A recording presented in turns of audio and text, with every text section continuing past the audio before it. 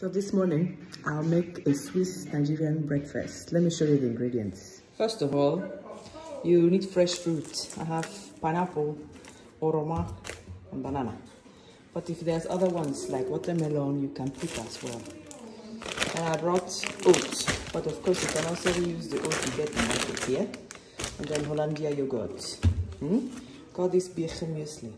You're cutting the banana, all the fruit you want to have. Cut it small. You have to speak English or Igbo. Fresh almonds. Almonds. Yes, or one can use any kind of nuts. For Switzerland. Yes. So you say you also want to check? Yes. Now let me show you. Put the Quaker oats. That's the tiny fresh banana. Since we have 4 and there's only 1 banana, we have to share. Oh, very. Then you add orange. Pam, pam. You want pineapple also? Yes. One, let me cut it. Small pieces. What is this called, Uche, in Swiss German? How do you call this food? Ananas. No, the food I'm making. Birchermüesli. Birchermüesli. Yes, Birchermüesli. So we have pineapple, orange, banana, and milk. Now we need yogurt.